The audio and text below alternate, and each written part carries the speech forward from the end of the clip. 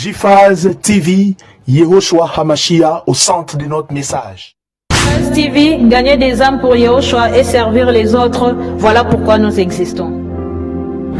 Émissions, conférences, prières, enseignements, informations et films. Réveil, réforme dans l'amour, la sanctification et l'excellence. Abonnez-vous et activez la cloche de notification pour ne rien rater.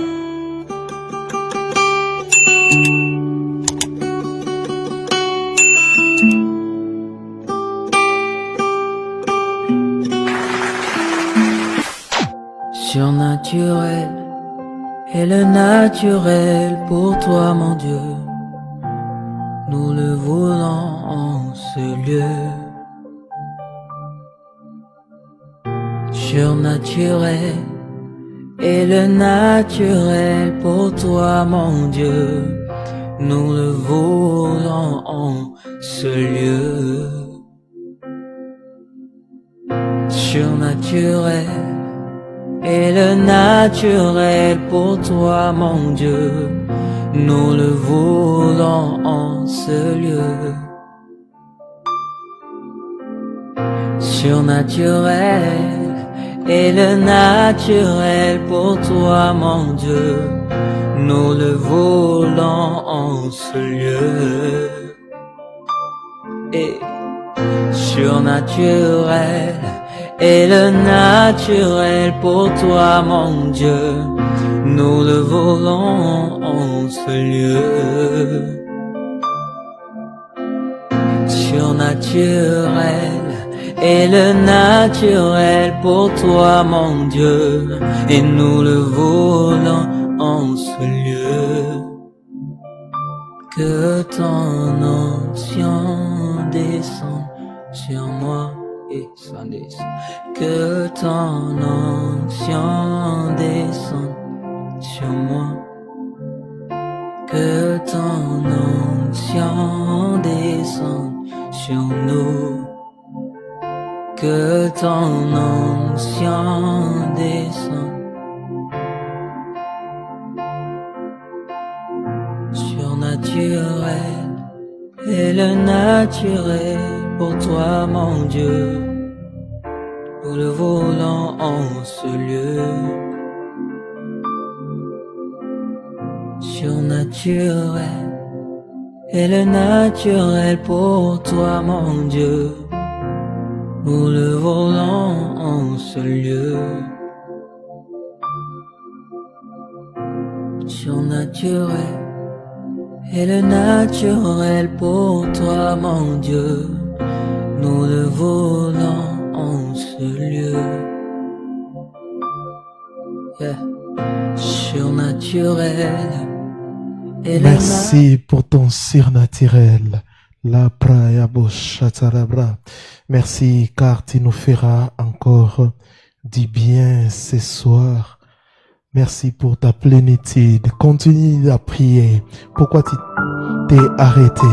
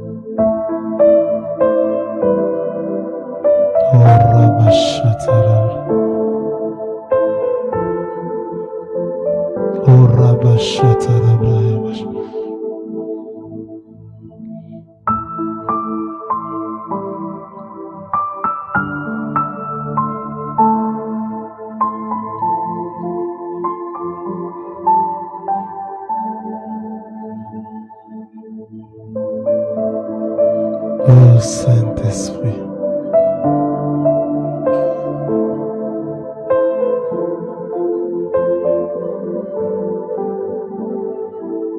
Oh Saint-Esprit.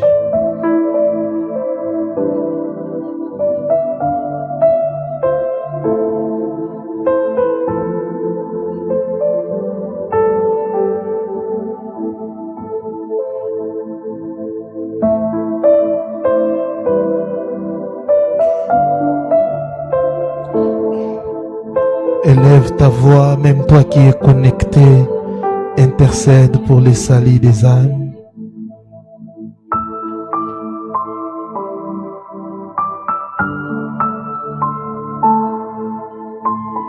Intercède pour les salis des âmes.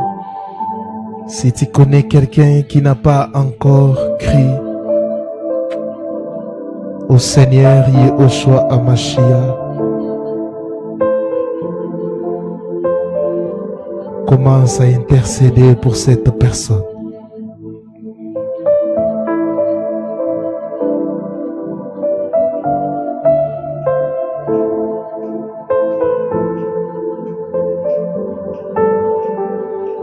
Que le Seigneur puisse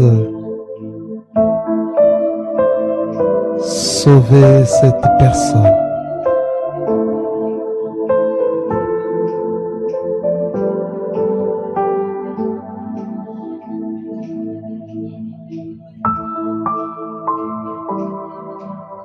Oh Rabba Shatarabra.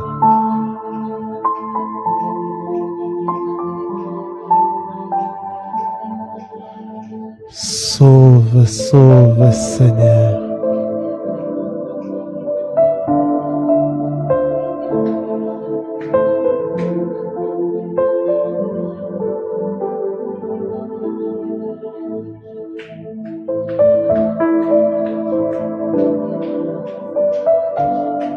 Sauve, Seigneur.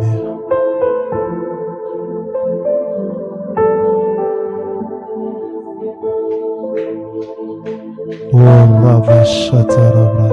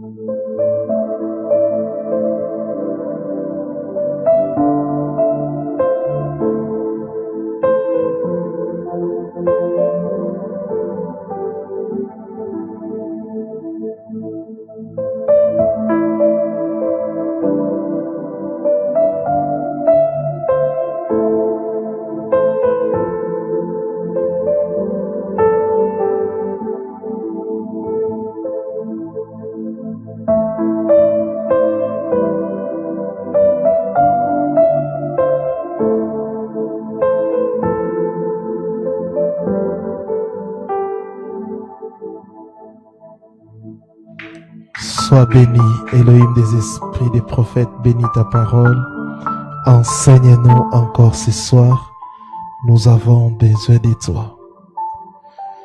Au nom de celui qui vit et règne à jamais, Yehoshua Hamashiach, j'ai ainsi prié et nous disons Amen. Acclamons le Seigneur.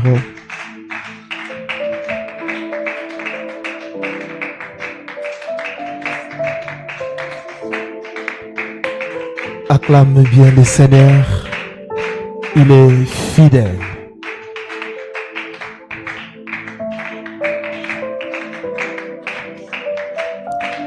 Merci. Je vous salue au nom précieux de notre Adonai Yehoshua Hamashiach, l'unique et le véritable Seigneur. Je salue nos bien-aimés qui nous suivent en direct sur les réseaux sociaux. Que le Seigneur puisse vous faire du bien encore ce soir. Les 7 églises du livre de l'Apocalypse, deuxième partie.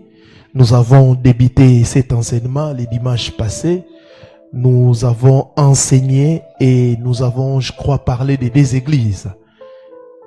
C'est ça, non? Ok. Donc, je ne vais plus rappeler car j'ai pris la parole un peu en retard. Je ne vais plus rappeler ce que nous avons vu la fois passée. Les vidéos sont là sur YouTube, sur Facebook. Vous pouvez télécharger pour que vous puissiez comprendre la totalité de la pensée. Gloire au Seigneur. J'espère que tout est bon, le son est bon, l'image, tout est bon. Gloire au Seigneur. Lisons notre texte de base. C'est très important que nous puissions le lire. C'est dans Apocalypse, chapitre 1er, le verset 20. Nous lisons: les mystères de cette étoile que tu as vu dans ma main droite et de 7 chandeliers d'or. Les 7 étoiles sont des anges de 7 églises. Les 7 étoiles représentent les pasteurs, c'est-à-dire les gens qui dirigeaient les 7 églises. Et les 7 chandeliers sont les 7 églises. Donc les 7 chandeliers sont les 7 églises. Je crois que c'est vraiment clair. C'est pour cela que je vous dis souvent que la Bible s'interprète par elle-même. Ne cherchez pas d'autres ouvrages pour interpréter la Bible. Tout ce que nous avons comme connaissance théologique, ça nous aide peut-être dans les contextes et dans plusieurs autres choses. Mais sachez que la Bible s'interprète par elle-même. Gloire au Seigneur.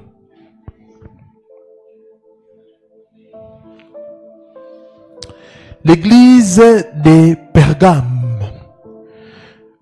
Pergame signifie mariage ou mélange. Les définitions que je vous donne, je vous avais dit précédemment que chaque ville a une signification. Et cette signification montrait même l'identité de cette église. Amen. Hein? Et je vous avais dit, les 7 églises ne s'adressent pas seulement parce que les 7 églises, ce sont des églises réelles qui ont existé. Mais à travers ces 7 églises, parce que je vous avais dit, 7, c'est les chiffres de quoi? De la perfection, de l'absolu. Donc à travers les 7 églises, les seigneurs s'adressent à toute l'église, à son corps. Alléluia. Pergame signifie mariage ou mélange. Vous pouvez lire Introduction au livre de la Bible d'Alexandre ou de Raer Stegban. Vous pouvez lire ça, il explique ça bien. Donc Pergame signifie mariage ou mélange. La parole de Dieu nous dit dans Apocalypse chapitre 2, 12 à 16, je vous avais dit, le Seigneur commence d'abord par apprécier les bonnes choses. Parce que dans ces églises, il n'y avait pas seulement des bonnes choses, mais il y avait aussi des mauvaises choses. Nous sommes en train d'étudier ces églises pour que nous puissions faire très attention. Parce que ces églises, c'était des bonnes églises. Et je vous ai expliqué que les seigneurs qui marchaient, Apocalypse dit, les seigneurs marchaient au milieu des chandeliers, c'est-à-dire au milieu de son église. Mais les seigneurs qui étaient au milieu de son église, mais dans Apocalypse, je crois, 2 ou 3, 20, et les seigneurs se retrouvent en dehors, en train de frapper.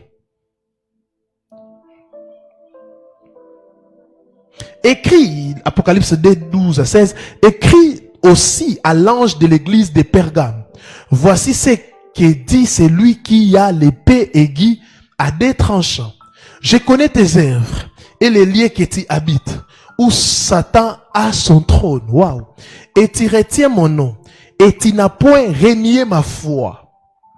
Même au jour où Antipas, mon fidèle martyr, a été mis à mort au milieu de vous, où Satan habite. Waouh! Mais j'ai quelque peu de choses contre toi. Vous voyez la manière dont le Seigneur fonctionne.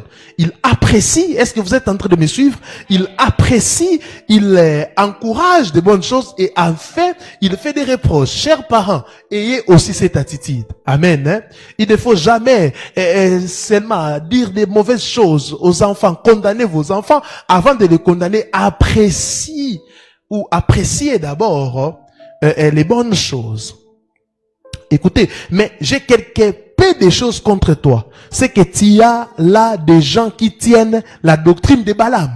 qui enseignait à Balak à mettre un scandale devant les enfants d'Israël pour qu'ils mangeassent des choses sacrifiées aux idoles et qu'ils tombassent dans la fornication. Pareillement, tu en as toi aussi que tu tiens la doctrine des Nicolaïtes. C'est que j'ai hais. Répands-toi donc, sinon je viendrai bientôt à toi et je les combattrai avec l'épée de ma bouche. Le Seigneur promet de combattre, de frapper. Bien-aimés, nous devons veiller à la doctrine.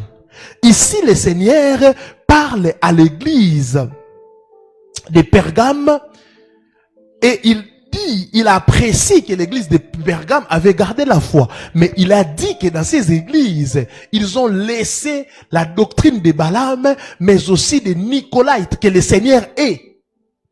Veillons à la doctrine. Veillons à ce que nous enseignons. Veillez à ce que vous écoutez. Est-ce que c'est conforme à la parole?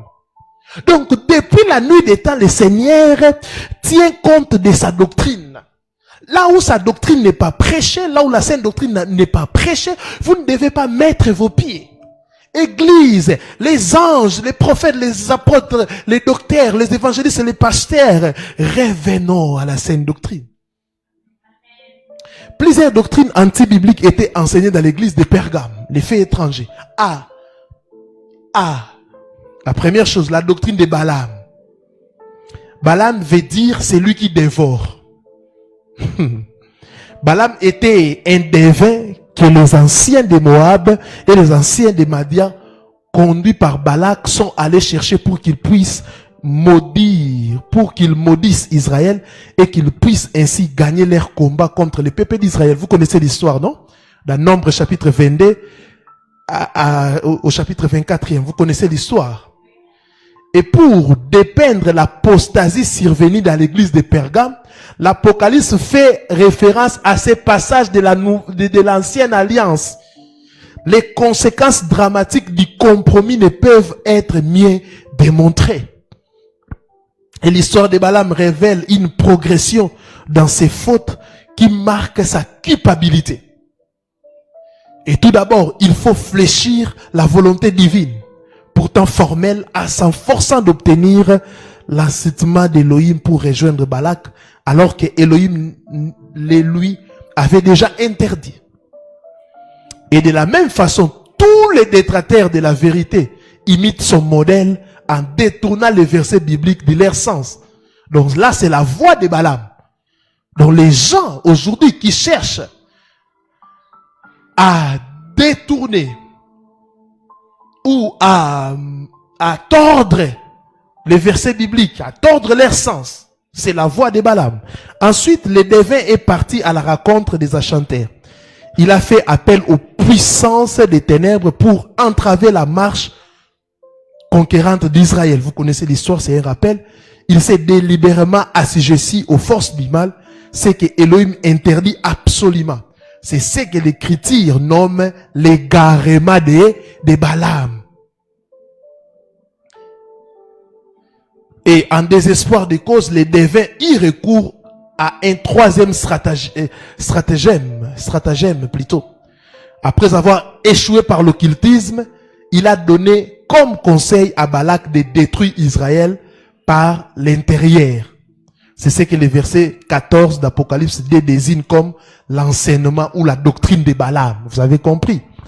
Car Balaam savait que dans les combats, Israël serait toujours vainqueur grâce à l'Éternel. Il savait ça.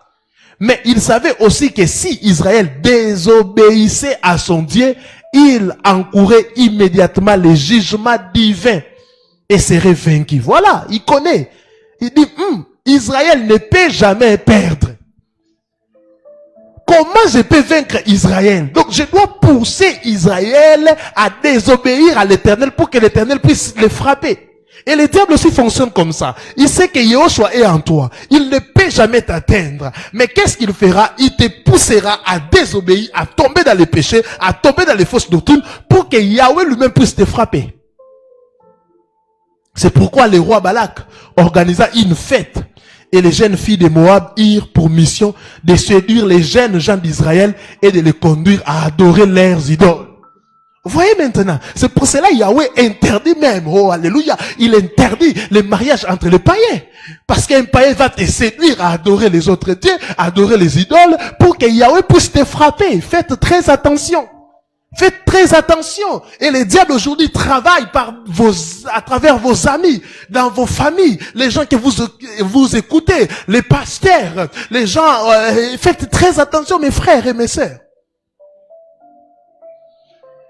Hélas, la stratégie de Balaam a réussi puisque Israël s'est détourné de son Elohim. Le peuple s'est livré à la débauche avec les filles de Moab en participant au sacrifice fait pour leur Dieu.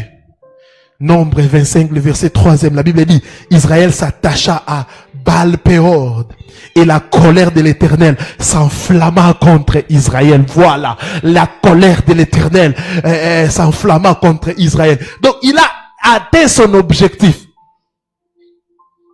Il a atteint son objectif. Alléluia. Ce fit la pierre d'achoppement qui fit trébucher le peuple d'Élohim sous l'ancienne alliance. Et sous la nouvelle alliance, elle fait encore chuter le peuple d'Élohim sous la nouvelle alliance. À cause de Baal-Péor, la plaie pour Israël fut terrible. 24 000 morts. Waouh! Mais la plaie évoquée par l'avertissement de Yahushua à l'église de Pergame, Apocalypse 2, est plus meurtrière encore. D'innombrables âmes séduites tomba dans la débauche spirituelle. La communion avec Yahushua est anéantie par le mélange avec le fait étranger, avec le compromis. Aujourd'hui encore, le Seigneur parle à l'église définitive. Il parle à l'église définitive. Faites très attention. Vous êtes mon église et le diable sait qu'il ne peut jamais vaincre l'église. Il ne peut jamais vaincre les serviteurs. Mais qu'est-ce qu'il fera? Il va introduire des infiltrés. Des infiltrés. C'est pour cela nous avons beaucoup des infiltrés. Je vous avais dit la fois passée, le Seigneur a parlé même de faux apôtres, des gens qui se disent apôtres, prophètes, docteurs. Tout commence par là. Alléluia. Qui t'a appelé? Est-ce que c'est une école théologique qui t'a appelé? L'école théologique ou biblique ne confère pas le ministère. C'est Yahweh qui appelle avant la fondation du monde. Et ce n'est pas mauvais de suivre des formations. Tu peux suivre une formation en théologie et rester frère et sœur comme ça. Amen. Et tu sers l'Éternel. Mais pour entrer dans les 5 ministères, tu dois recevoir un appel authentique. Et cet appel, on ne le reçoit pas dans les temps, on le reçoit déjà dans l'éternité. Car il nous a connus d'avance, il nous a prédestinés. Notre appel, c'est dans l'éternité. Et après l'éternité, il y a la manifestation. Le jour de ta naissance, déjà, en tant que serviteur de Yahweh, les ciels, les mondes des ténèbres tremblaient. C'est pour cela vous allez voir, plusieurs serviteurs de l'Élohim sont combattus dans leurs enfances, dans leur vie. Pourquoi? Le diable a vu déjà l'étoile. C'est pour cela il est en train de combattre. Le diable a vu déjà l'étoile. C'est pour cela il est en train de combattre. Il va envoyer des infiltrés pour vous séduire. Il va envoyer des gens pour vous séduire. Parce qu'il sait que si tu te détournes de la doctrine, Elohim lui-même te frappera. Pas lui, mais Elohim te frappera. Il le sait que tu es forte, tu pries, tu gardes la foi. Mais pour te faire tomber, il te mettra devant une fiancée impudique. Et ensemble, vous allez commettre des choses et Yahweh va descendre pour vous frapper, pour te frapper. Il mettra devant toi une mère ou un papa qui est méchant, toxique, qui va te pousser à la rébellion, qui va te pousser à faire des bêtises pour que Yahweh puisse te frapper. Le mélange avec les faits étrangers, le compromis. Aujourd'hui dans l'église, la cabale juive est en train de régner. Pourquoi? Le compromis. Plusieurs pasteurs sont en train d'être sollicités. Même moi, on m'a sollicité plusieurs fois. On te donnera de l'argent, on te donnera ceci, on te donnera ceci. Bien-aimé, n'aimez pas l'argent facile. Nous avons crié au Seigneur Yahushua, pas d'abord pour de l'argent ou le succès. Nous avons crié à lui parce qu'il est notre sauveur. Nous l'aimons et nous avons crié à lui pour la vie éternelle. Nous n'avons pas crié au Seigneur pour que nous puissions avoir le bien de ce monde, mais nous avons crié à lui d'abord pour le salut, pour être sauvé. C'est ça l'essentiel. C'est ça l'essentiel. Et si tu connais le prix de ton salut, tu ne vas pas hypothéquer ton salut. Si tu connais le prix de ton salut, tu ne peux pas hypothéqué à cause des biens de ce monde, à cause de ces biens de ce monde. Le prix du salut, vous savez le prix du salut, c'est quoi? C'est qu'un Dieu est mort. Un Elohim est mort. Un Elohim est mort. Alléluia. Alléluia. Alléluia. Quand on dit que le salut, c'est gratuit, cela ne veut pas dire que c'est quelque chose qu'on peut négliger. Car ici, dans ce monde, si on met quelque chose de gratuit, c'est-à-dire les gens pensent que c'est quelque chose qui n'a pas de valeur. Non, non, non, non, non, non, non, non. Pourquoi le salut est gratuit? Parce que personne peut acheter ça. Ça coûtait le prix d'un Dieu. Qui peut acheter un Dieu? Personne. Et Yahweh a vu que personne ne peut l'acheter. C'est pour cela qu'il a mis ça gratuit. Ça a tellement de la valeur que personne ne peut l'acheter. Demeurez ferme, mes frères, mes sœurs. Cet enseignement, c'est un encouragement. Cet enseignement, c'est un encouragement pour nous. Nous devons nous battre. Nous devons travailler dur. Nous ne devons pas négliger ces si grands saluts. Et ces saluts s'accompagnent toujours de la doctrine. Il y a des enseignements liés au salut que le Seigneur Yahushua nous dit de proclamer et de prêcher. Si nous ne commettons pas les péchés, plus les péchés, ce n'est pas parce que nous avons peur des gens. Non, non, non, non. Non, non, non, non. Quand il y a peur des gens, quand les gens ne seront pas là, tu pécheras. Nous sommes la génération de Joseph. Même dans une maison fermée, on a conscience de la présence de Dieu. Il était là, face à face avec la femme de Potiphar. Mais Joseph parle de Yahweh. Comment je peux commettre un si grand péché? Sœur Jeanne, tu ne pêches pas, tu as peur de tes parents. Les jours qui ne seront pas là, tu pécheras. Alléluia. C'est ça la sanctification légaliste. Où on pense que craindre Yahweh, c'est maîtriser 2 ou 3 choses.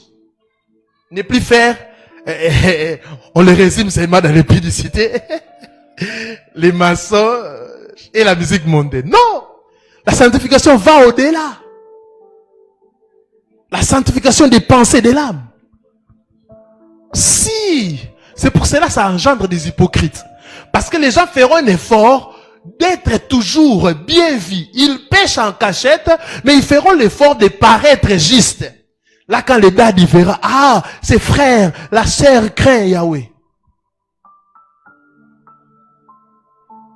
Si tu crains Yahweh pour ça, tu es perdu. Nous le craignons parce que il a ôté les péchés adamiques à nous. Et nous ne pouvons plus commettre les péchés. Nous ne pouvons plus vivre dans les péchés. Pourquoi? La nature adamique n'est plus à nous.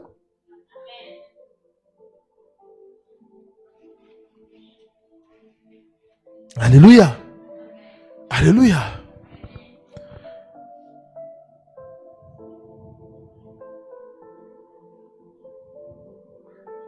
Ces chrétiens sont tombés et tomberont encore dans l'endurcissement du cœur. Mais la trahison de Balaam ne lui apporta aucun profit. Au contraire, il fut frappé par l'épée des Israélites, comme il nous est dit dans Josué chapitre 13, le verset 22. Combien sont immenses dans la chrétienté les dégâts causés par les mélanges. Alléluia. Par exemple, le livre d'histoire présente l'empereur Constantin comme étant à l'origine de la christianisation de toute l'Europe. En réalité, il proclama l'édit de Milan en 313, Constantin, dans un but politique pour se rallier à la majorité de la population de l'Empire. Jamais l'Empire romain ne s'est christianisé, mais le christianisme s'est paganisé.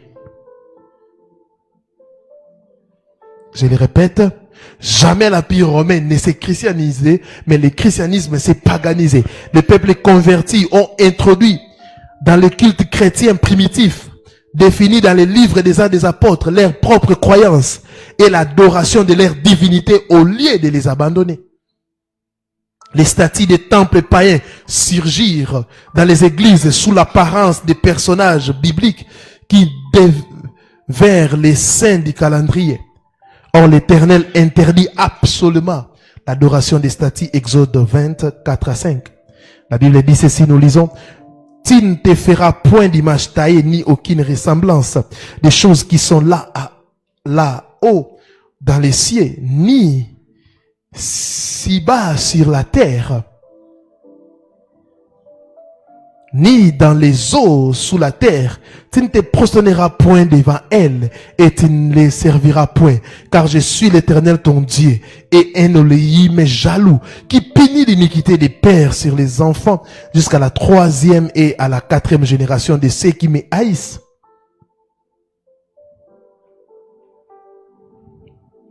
Le culte consacré à ces idoles a pris place dans la maison d'Elohim et constitue donc un fait étranger brûlant dans les temples. Vous voyez là où le fait étranger a commencé. Le fait étranger. Alléluia. Et des mystérieuses pratiques des mages babyloniens qui avaient trouvé refuge à Pergame se sont progressivement imposées à toute la chrétienté. En effet, dès le 7e siècle, de nombreux éléments présentés faussement comme conformes à l'évangile sont incorporés au culte.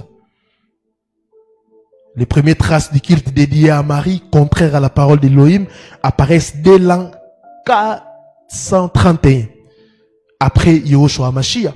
Il s'agit d'une adaptation raffinée de l'adoration vouée à la déesse babylonienne Sémaramis. Acte chapitre 4, les 11 à 12, lisez. Acte 4, 11 à 12. Yahushua est la pierre rejetée par vous qui bâtissez et qui est devenue la principale des langues. Il n'y a de salut en aucun autre, car il n'y a sous les ciels aucun autre nom qui ait été donné par les hommes par lesquels nous devons être sauvés. C'est le nom de Yahushua sauve. C'est le nom de Yahushua sauve. Alléluia.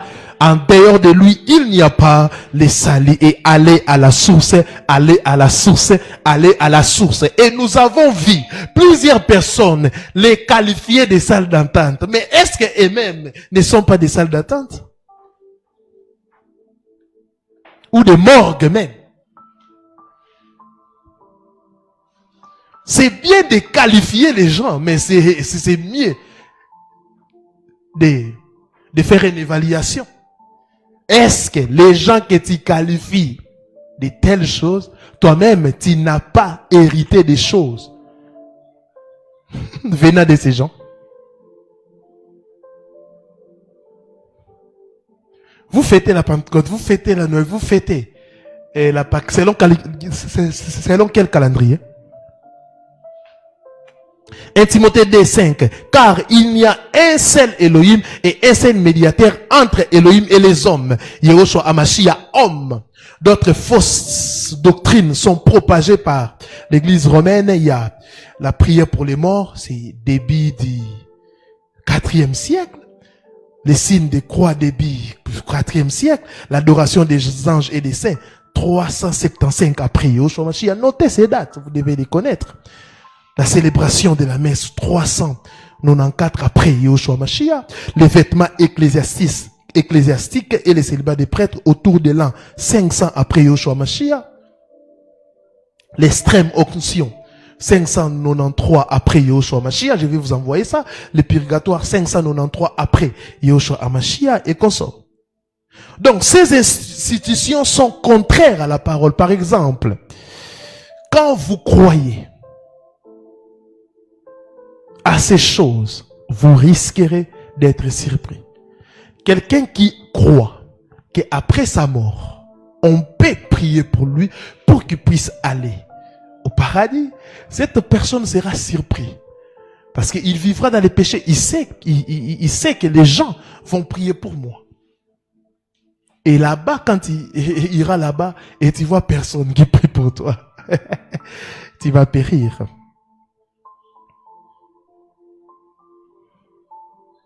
Et comme il est réservé aux hommes de mourir une fois et après, cela vient les jugements. Hébreux 9, 27.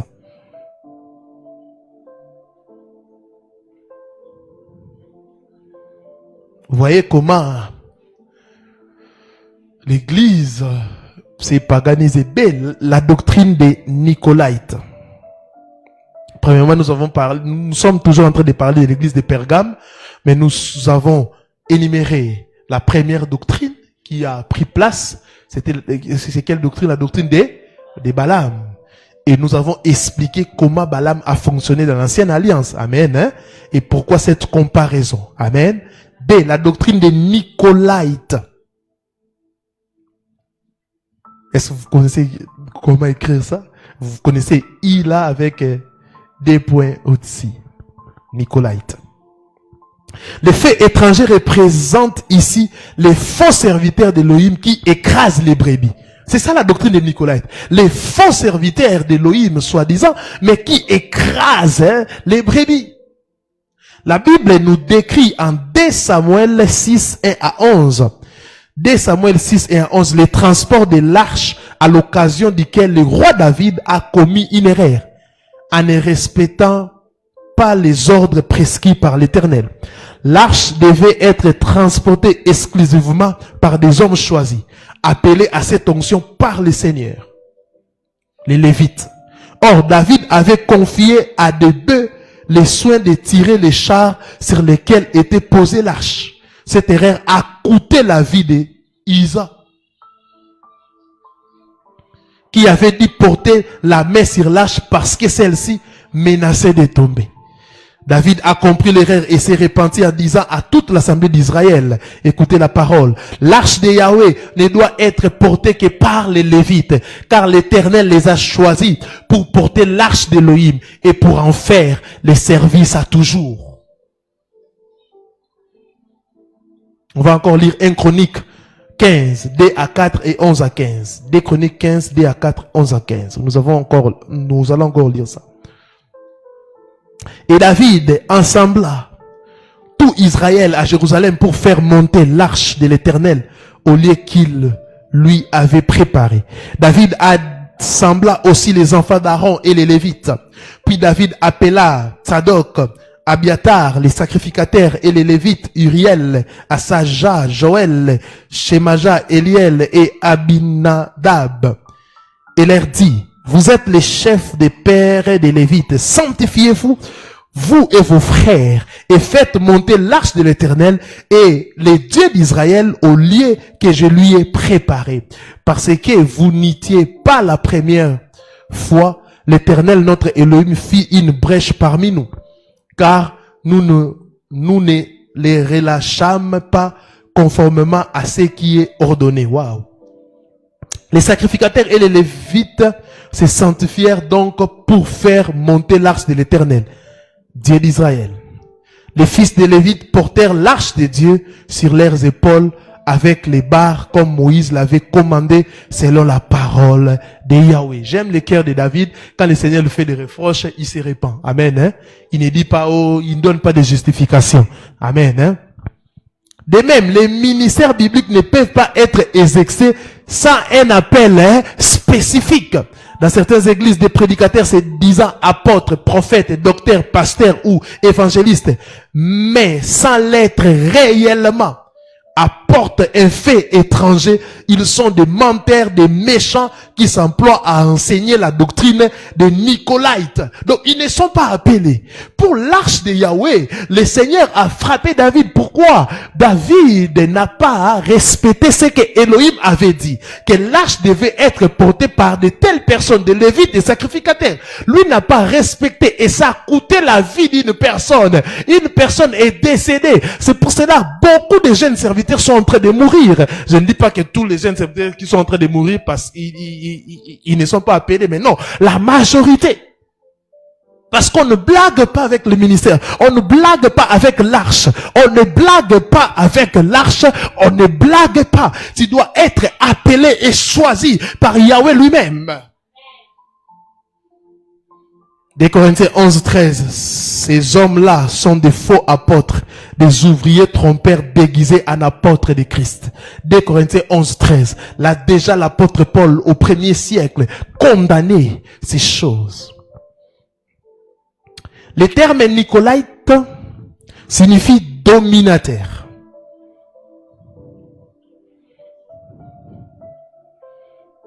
dominateur.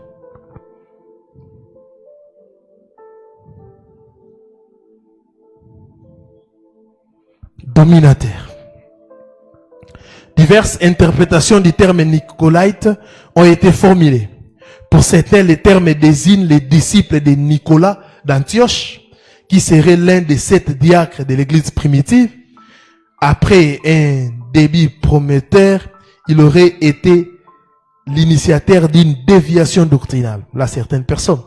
Une seconde interprétation explique le mot Nicolaïte d'après son étymologie qui signifie vaincre les peuples.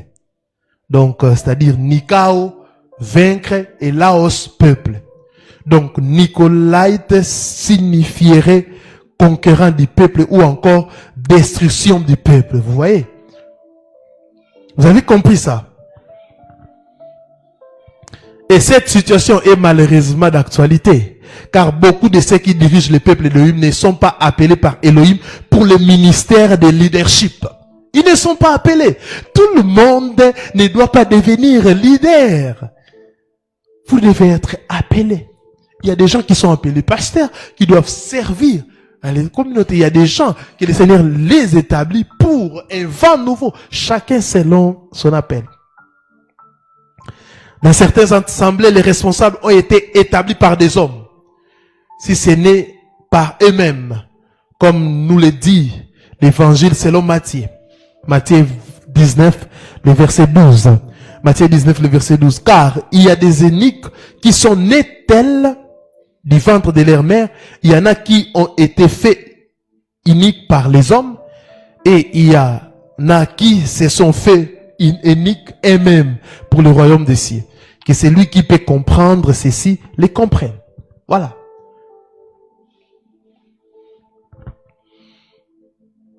Et ces personnes, selon la doctrine, selon cette doctrine, deviennent pasteurs, apôtres, enseignants, spécialistes de la Bible. Elles se sentent investies du pouvoir pour diriger le peuple d'Élohim, parfois à cause de leur formation théologique. Il s'agit de faux serviteurs, d'ouvriers trompeurs qui se présentent pourtant comme apôtres de Christ. Et ces faux serviteurs veulent porter l'arche de Yahweh sans être qualifiés pour cela. Parce que être serviteur dans la nouvelle alliance, c'est porter l'arche de Yahweh. Mais vous n'êtes pas qualifiés. Il cause de terribles dégâts parmi les chrétiens en les blessant, en les incitant à retourner dans le monde et en les exposant au risque d'apostasie. Ils recherchent leur intérêt personnel. Ils ne peuvent pas être des témoins ou des ministères ou du ministre de Christ. Hébreux 5.4, écoutez. Et nul ne peut s'attribuer cette dignité que celui qui est appelé d'Élohim comme Aaron. Nul ne peut s'attribuer cette dignité. Hébreux 5.4.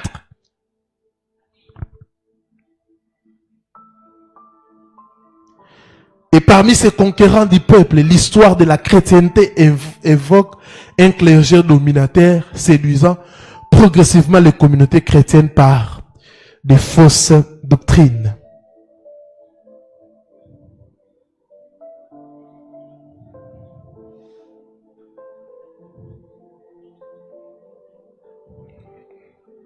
Vous devez faire très attention. C'est ces deux doctrines qui dérangeaient vraiment l'église de Pergame. Et de nos jours, certaines écoles théologiques libérales forment et envoient des prédicateurs pour propager des hérésies. Ils ordonnent comme pasteurs des personnes qui nient la divinité de Yahushua. Parce que vous devez savoir, il y a la théologie libérale et la théologie systématique. Amen. Hein? Comme moi, j'ai un master en théologie systématique. Donc la théologie systématique, c'est une école, c'est une formation où on vous enseigne la vraie doctrine. On vous parle de la divinité de Yahushua Mashiach, on vous parle du salut, suivez bien. On vous parle de tout ce que nous croyons ici. Mais il y a la théologie libérale où les gens sont libres de penser. Et ces gens-là nient la divinité de Yahushua Mashiach. Ils disent que dans la parole, il y a des contradictions. Il y a beaucoup de thèses. C'est pour cela qu'il faut lire. Et des gens aujourd'hui forment des théologiens libérales pour enseigner des hérésies. Il ordonne comme pasteur des personnes qui nient la divinité de Christ, sa naissance miraculeuse et tous les fondements de la foi énoncés par l'apôtre Paul dans sa lettre aux Éphésiens. Qu'est-ce que l'apôtre Paul avait dit? Éphésiens 4, 4 à 6. Il y a un seul corps et un seul esprit. Tout comme vous avez aussi été appelés dans une seule espérance, celle de votre vocation. Il n'y a un seul Seigneur et une seule foi, un seul baptême, un seul Elohim et Père de tous, qui est au-dessus de tous, par tous et en tous. En conséquence, ces assemblées dites chrétiennes sont marquées par l'augmentation de la débauche, de la cupidité et de l'homosexualité. Elohim aime les pécheurs, mais il n'aime pas les péchés. Elohim aime les pécheurs, mais il n'aime pas les péchés. Matthieu chapitre 9, le verset 13e. Je prends plaisir à la miséricorde et non au sacrifice, car ce ne sont pas les justes que je suis venu appeler à la repentance, mais ce sont des pécheurs. Et certains prédicateurs utilisent leur ministère et leurs dons spirituels pour s'enrichir. Vous voyez cette doctrine? Ah, j'ai les dons de la guérison, je commence maintenant à monnayer cela. Nous ne pouvons pas monnayer les dons spirituels. Les doctrines de Balaam et de Nicolaïtes sont appliquées et enseignées par beaucoup de serviteurs. Le peuple d'Elohim est à la proie des professionnels de la religion dans le monde entier. Les professionnels. Et c'est comme si le ministère est devenu une profession. Des professionnels. Plusieurs chrétiens viennent me confier les habits qu'ils ont subis. Par exemple, un règlement de $300 au pasteur avant de recevoir la prière de délivrance. Ou refus de prier pour ceux qui ne donnent pas leur dîme. Quelqu'un vient avec la prière. Non, toi tu ne donnes pas la dîme, je ne vais pas prier pour toi.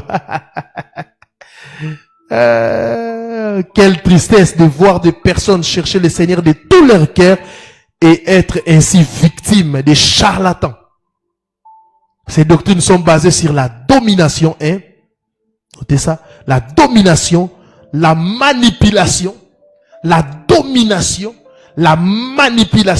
les menaces. Elles asservissent les fidèles, les menaces. J'ai vu même quelqu'un, on l'appelle l'apôtre, en train de menacer les gens. À la télé, hein. Toi qui as fait ceci dans 3 mois, qui a suivi cette vidéo? 3 mois, les seigneurs, on ne menace pas les gens. Serviteurs d'Elohim. Ces doctrines sont basées sur la domination, la manipulation, les menaces. Elles asservissent les fidèles. L'institution d'un clergé séparé du peuple supérieur à celui-ci, dans son rapport avec Elohim, a permis l'organisation hiérarchisée de l'Église. Le système pyramidal. En effet, le mot hiérarchisé est dérivé du mot grec hiérissos, désignant les prêtres. Donc, pourquoi il y a la domination? Parce que l'Église du Seigneur, il n'y avait pas un homme ou une femme qui dominait sur les autres.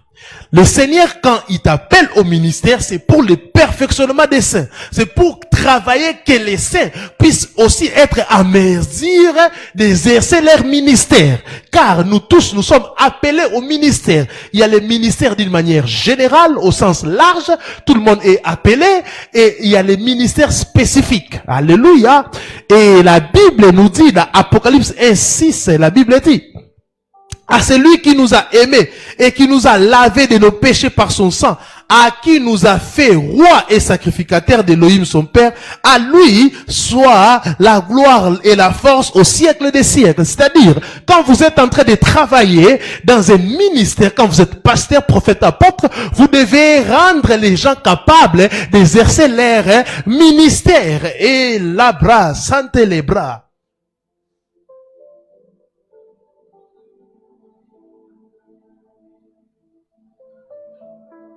Un Pierre dit, nous sommes une race élue, un sacerdoce royal, une nation sainte, un peuple acquis, afin que vous annonciez les vertus de celui qui voit, de celui qui vous a appelé des ténèbres à son admirable lumière. À d'autres termes, quand tu es enfant d'Élohim, tu dois prêcher la parole, annoncer les vertus de celui qui vous a appelé. Est-ce que toi tu annonces les vertus? Ce matin, aujourd'hui, tu as annoncé les vertus? Mais vous avez retenu ces versets comme un perroquet. Vous savez, le perroquet peut retenir quelque chose, mais sans le faire.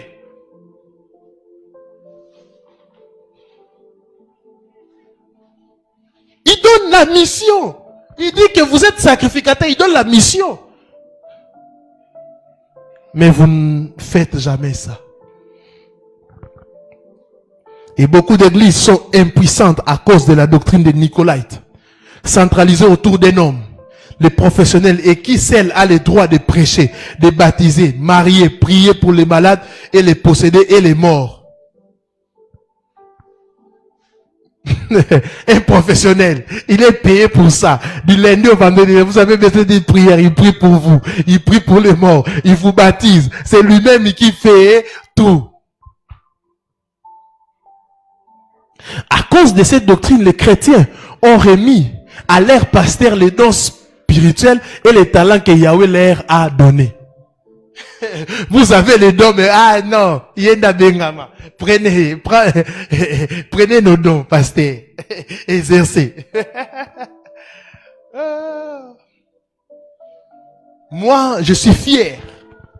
Partout où je passe, les gens me disent, pasteur, un jour j'ai prié pour tel maman. C'est ma grande joie.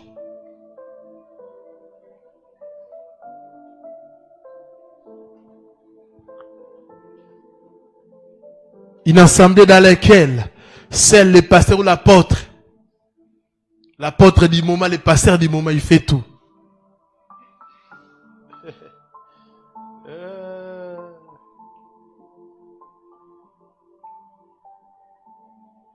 Chacun doit mettre au service des autres les dons qu'il a réussi de Elohim. Chacun de nous doit mettre en place les dons qu'il a reçus de Yahweh. Yahweh n'envoie, vous voyez comment l'église de Pergame, cette église, le Seigneur a apprécié beaucoup de choses, beaucoup vraiment de choses, mais le mal avec cette église, comme le Seigneur l'a bien dit, il encourage, il dit, tu n'as pas renié ma foi. Même au jour où Antipas, mon fidèle martyr, a été mis à mort au milieu de vous, où Satan habite. Mais j'ai quelque peu de choses contre toi. C'est que tu as là les gens qui tiennent la doctrine de Balaam, qui enseignaient à Balak à mettre un scandale devant les enfants d'Israël pour qu'ils mangeassent les choses sacrifiées aux idoles. Et qu'ils tombassent dans la fornication. Pareillement, tu en as toi aussi, qui tient la doctrine des Nicolaïtes. Vous voyez, Balaam et Nicolaïte. Les deux doctrines dérangeaient l'église de Pergame. C'est pour cela, mes frères, c'est une interpellation. Nous devons veiller à la doctrine. C'est pour cela, ici, dans Jéphase, il y a des moments de questions-réponses. Pourquoi on fait ça? Pourquoi on fait des moments de questions-réponses? Pour nous permettre aussi de nous remettre en question. Veillez, vous êtes les défenseurs, les gardiens de la doctrine. Et la saine doctrine se base sur des choses. L'œuvre et la personne de Yahushua HaMashiach. Tu parles de la personne de Yahushua HaMashiach et son œuvre. La personne de Yahushua HaMashiach, il est Elohim. Il est Elohim dit vétérotestamentaire qui s'est manifesté dans les néo-testamentaires. Alléluia. C'est lui Yahvé que Moïse a vu. Alléluia. C'est lui Elohim.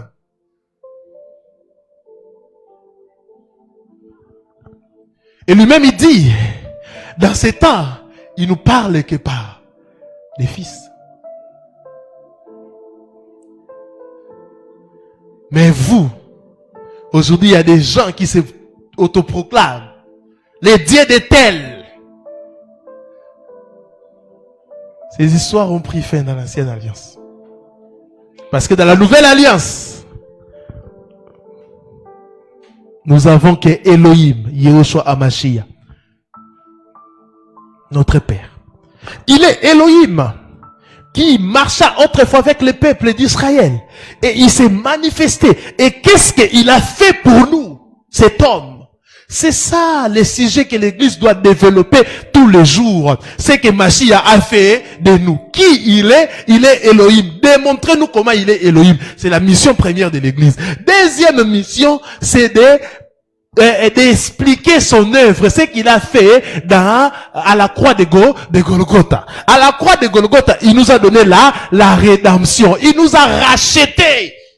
Il a dépouillé le diable. À travers lui, nous avons la vie éternelle. Nous avons le salut. Nous avons la substitution. Il nous a lavé de nos péchés. À la croix, il a dépouillé les dominations. Il nous a sauvés de vaines manières de vivre que nous avons héritées de nos parents. L'Église doit être centrée. Quand l'Église proclame cet homme, la gloire descend, la gloire descend. Yehoshua marchait au milieu de 7 chandeliers. Pourquoi il marchait au milieu de 7 chandeliers? Parce que dans ces églises-là, il prêchait la sainte doctrine. Là où la sainte doctrine est proclamée, là où Yehoshua est le leader, les miracles s'opèrent sans forcer. La gloire descend sans forcer. La gloire descend sans forcer.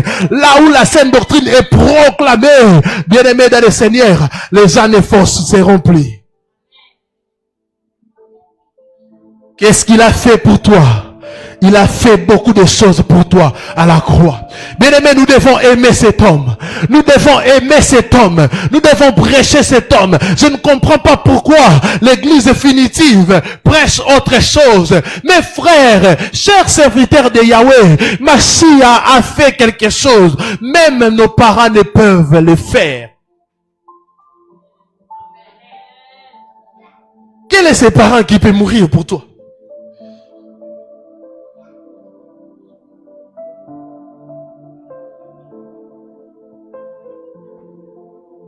Il a porté.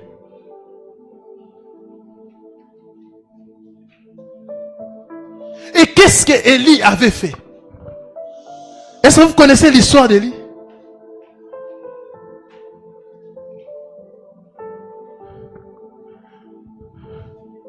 Pour que Élie puisse amener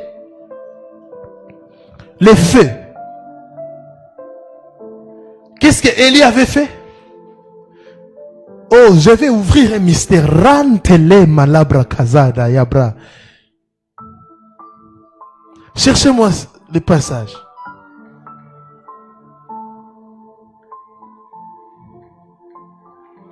Élie invoque le feu.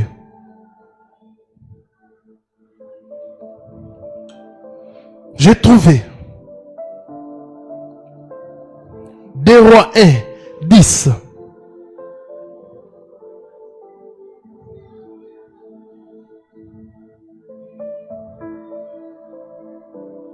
Qu'est-ce qu'Élie avait fait?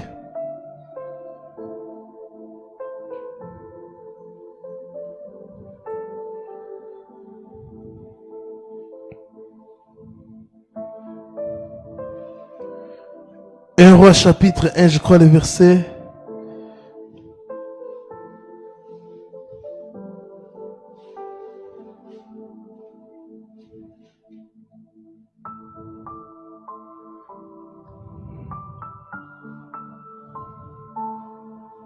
Oh, Rakazata Rabraebush.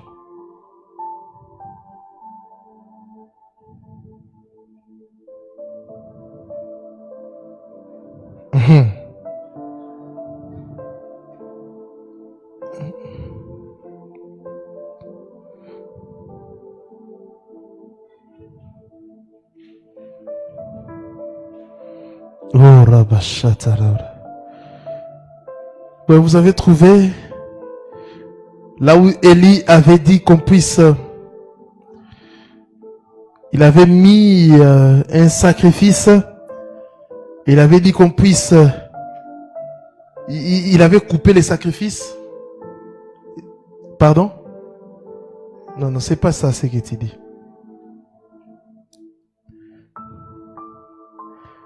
Cherchez-moi ces passages, cherchez-moi rapidement. Je vais ouvrir un mystère là.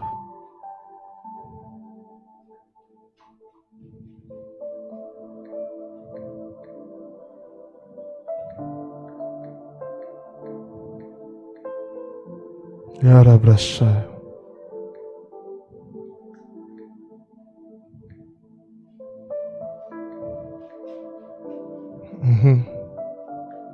Oh Saint-Esprit.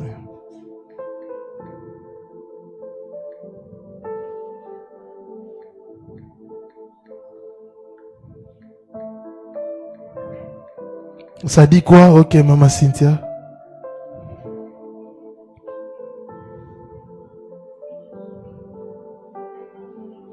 Non, là j'ai déjà lu, là où Élie a coupé, je sais pas, le taureau à plusieurs morceaux.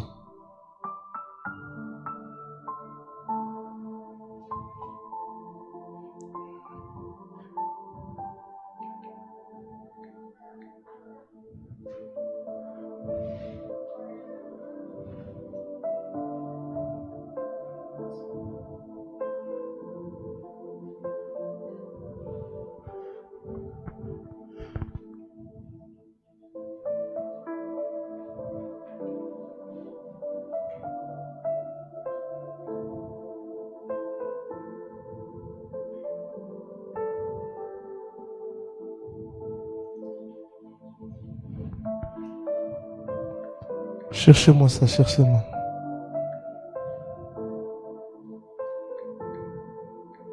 Oh, Rabashata, Rabrabash.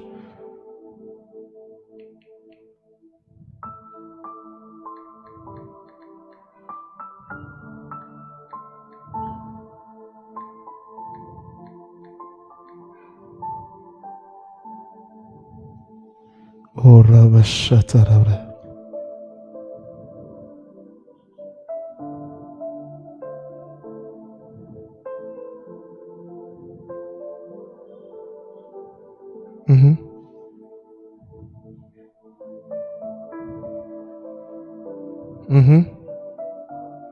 Ouais, j'ai aussi vu ça.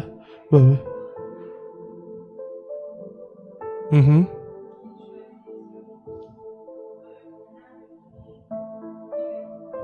Voilà.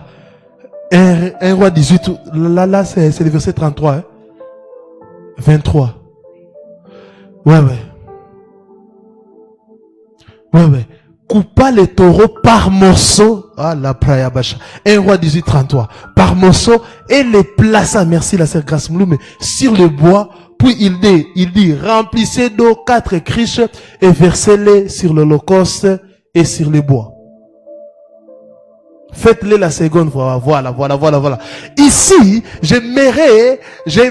pourquoi je vous avais dit de chercher ça? Je pouvais aussi commenter comme ça pour que vous puissiez vérifier que si c'est que je donne comme révélation est conforme à la parole. Écoutez ce que la Bible dit. Il prend les taureaux et il coupa les taureaux par morceaux. Oh, la praia bacha. Est-ce que quelqu'un est malade ici? La Bible dit quoi? Par ses meurtrissures, nous sommes guéris. Alléluia. Christ, comme les taureaux, devrait être coupé à plusieurs morceaux. Ces meurtrissures, nous avons la guérison. Et quand les taureaux est coupé à plusieurs morceaux, il y a quoi qui coule? Les sangs. Maintenant, Élie continue en disant, remplissez donc 4 criches et versez-les sur l'holocauste et sur le bois. Alléluia. Sur la croix de Golgotha, quand on a percé Yehoshua, qu'est-ce qui est sorti? De l'eau. Alléluia. C'est meurtrissures, nous avons le sang. Et Élie a dit de jeter de l'eau. Et quand on a percé la croix de Yehoshua, l'eau est sortie. Alléluia. Il a dit, et sur le bois, là, tout dans la Bible parle de Yehoshua. Et faites-le la seconde fois. Et faites-le une troisième fois. Et le firent une troisième fois. Alléluia. Alléluia. L'eau coula autour de l'autel et l'on remplit aussi de l'eau. Pourquoi ils ont fait ça 3 fois? Alléluia. Là, ça montrait la brayabashaya, la résurrection, le chiffre 3, la résurrection de notre Seigneur Yehoshua Hamashiach. Alléluia. C'est pour cela les taureaux devraient être coupés en plusieurs morceaux. Par ces mesures, il nous a donné la guérison. Par ces mesures, il nous a donné la guérison. Toi qui es malade, reçois la guérison. Yehoshua, c'est le véritable taureau. Ce que Élie a fait, c'était la préfiguration de Yehoshua Hamashiach, qui est le véritable sacrifice immolé pour notre guérison. On l'a coupé, parce qu'on l'a frappé, on l'a fouetté.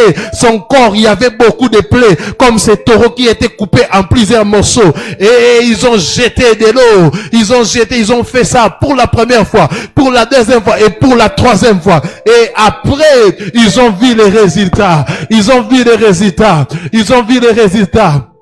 Ils ont vu les résultats. Ils ont vu les résultats. Élie dit, le Dieu d'Abraham, d'Isaac et d'Israël, que l'on sache aujourd'hui que tu es Elohim en Israël et que je suis ton serviteur et que j'ai fait toutes choses par ta parole. Réponds-moi, l'Éternel, réponds-moi afin que ce peuple reconnaisse l'Éternel que tu as, que tu es, et que c'est toi qui ramèneras leur cœur. Et le fait de l'Éternel tomba et il consomma l'holocauste, les bois, les pierres et la terre, et il les absorba, l'eau qui était dans le fossé. Alléluia. Il absorba. Donc il n'y avait plus rien. C'est pour cela le jour de sa labrakazamanda là-bas, le jour de sa résurrection, le tombeau était vide. Le tombeau était vide car le 3e jour, après 3 jours, qu'est-ce qui s'est passé? Le miracle de la résurrection. Bien-aimé dans le Seigneur, aimons cet homme, servons cet homme. Malazante.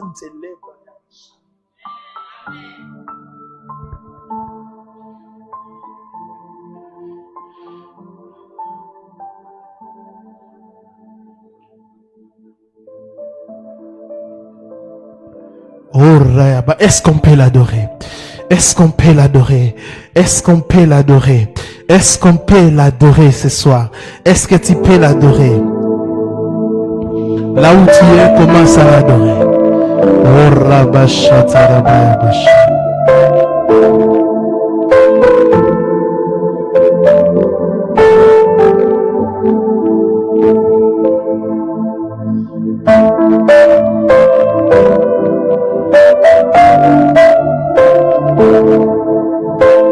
Commence à l'adorer.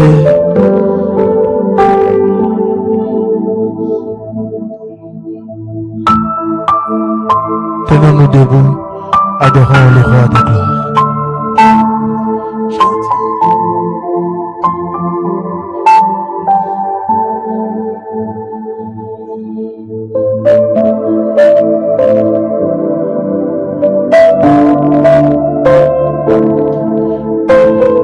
Sois guéri, toi qui es malade. Reçois la guérison, toi qui es malade. Reçois la restauration. La prayabasha, la prayabasha. Le Seigneur marche au milieu de l'église Jiphaz. Sa gloire est au milieu de nous. Sa présence est au milieu de nous. La célébraka Zumarabra. Commence à faire les mouvements que tu ne faisais pas avant. Commence à les faire au nom puissant et glorieux de Yehoshua. Que le Seigneur te touche. Que le Seigneur que j'ai proclamé et prêché, qu'il marche avec toi. Qu'il marche avec toi. Il est réel. Il est réel. Il est réel. Il est réel. Il est réel au nom de Yehoshua.